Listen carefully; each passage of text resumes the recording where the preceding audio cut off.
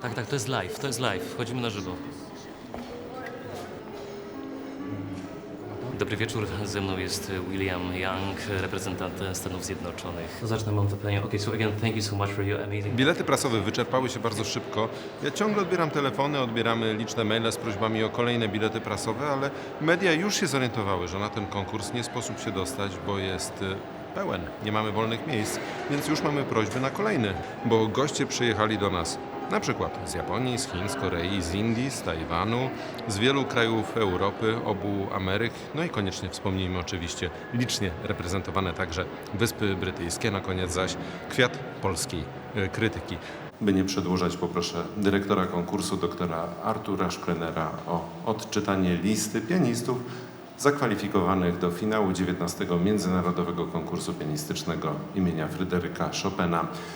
Let me ask the director of the competition, Dr. Artur Szklener, to read the list of candidates qualified to the final stage of the 19th International Frédéric Chopin Piano Competition. I'm here because this is the Olympics of piano competitions, basically, and this has got a lot of interest from our viewers, and I'm specifically here for the BBC Online. I work for Chopin Magazine. Chopin Magazine had a special issue for Chopin competition, every competition.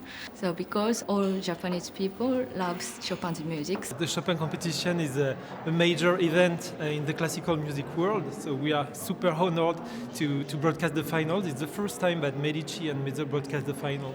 Nothing is best than being here and witnessing the birth of these new artists, these new big stars.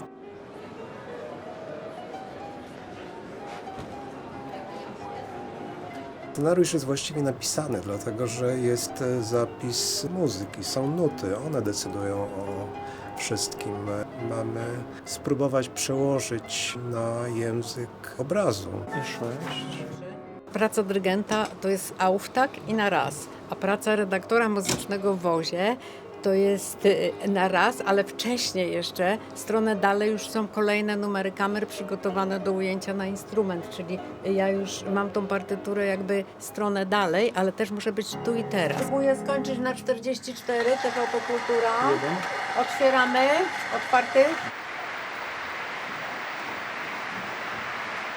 Na konkursie chopinowskim naprawdę można spotkać bardzo wiele fascynujących, ciekawych osób, bardzo różne podejścia do relacjonowania konkursu, od dogłębnej analizy pedalizacji w wykonaniu utworów Fryderyka Chopina, przez zachwyty pełne uniesień, po portale plotkarskie. Dzisiaj są one po prostu nośnikami rozmaitych treści, które zwiększają zainteresowanie o konkursie.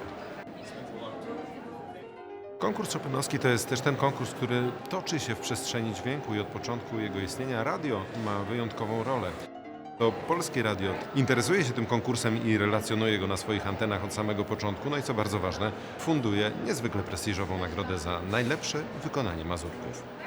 Jesteśmy w wozie Polskiego Radia. Jest to wóz jeden z najlepszych w Polsce, jeśli chodzi o jakość. Produkujemy dźwięk w technologii stereo oraz w nowości, czyli w transmisji binauralnej, stworzonej specjalnie do słuchania na słuchawkach.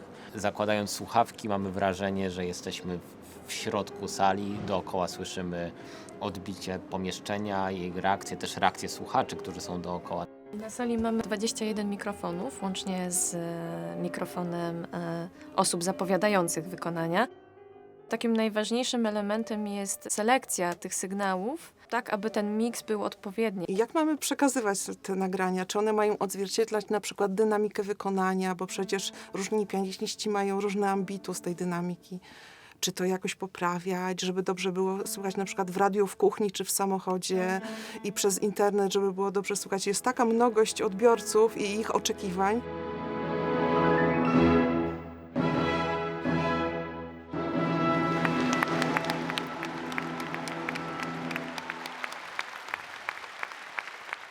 To jest nasze miejsce pracy od 2 października. Obserwujemy wszystkich uczestników, komentujemy, ale to nie wszystko, no bo to jest balkon. Tutaj na żywo mówimy o tym, co się dzieje, a później w przerwach i po zakończeniu transmisji zbiegamy na dół i w naszym studiu komentatorskim komentujemy to, co się wydarzyło. I'm a pianist classically trained, but now I'm known for my videos on social media, where I perform public flash mobs with different guest artists. I was invited by YouTube and the Chopin Institute to make a kind of a vlog about the competition, to show this competition to the broad world. And then I was checking who is the most streamed Polish artist at the moment, and I saw it's Chopin. So what I value the most is how international it is and timeless.